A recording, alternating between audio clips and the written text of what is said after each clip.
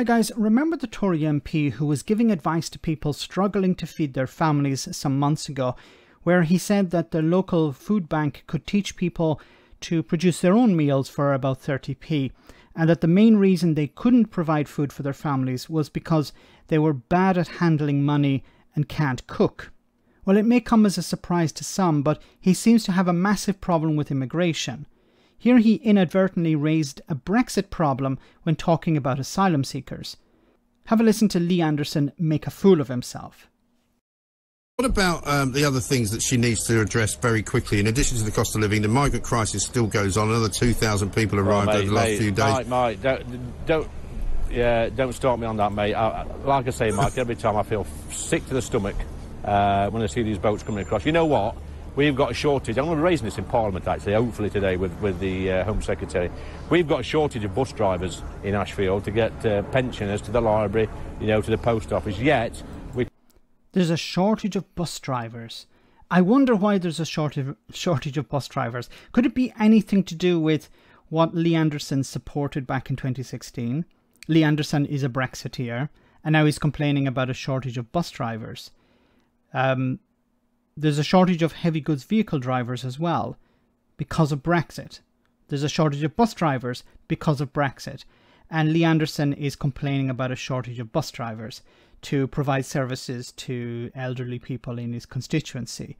And he doesn't understand why there's a shortage, but he just complains about the consequences of that shortage. Have a listen. We've got a shortage of bus drivers in Ashfield to get pensioners to the library, you know, to the post office. Yet, we can afford to pay Border Force, and we've got the RNLI.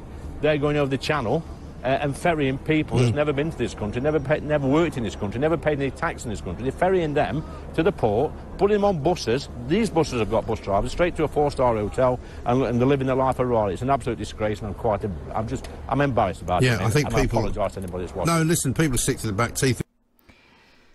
People are sick to the back teeth of Brexiteers not understanding the consequences of their vote. Lee Anderson, as I said, is somebody who campaigned for Brexit and still supports Brexit, still thinks it's a good idea. And it was a good idea to have the a policy that ended freedom of movement and put up barriers for companies to hire staff back in. There's a shortage of drivers, where some of them are going to where they're better paid. They're probably better paid to ferry these asylum seekers to these hotels. That's what you voted for. That's what you campaigned for. Don't complain about it now. Now, if you want to come out and say, I was wrong, it was a mistake, then I'll fully welcome that. But I don't think for a moment Lee Anderson is going to do that. And of course, he's talking here, he's trying to talk about how these people are being brought into 4-star hotels. Why are they being brought to hotels? Because there is no other accommodation available. If there's no accommodation available, they're put up in a hotel.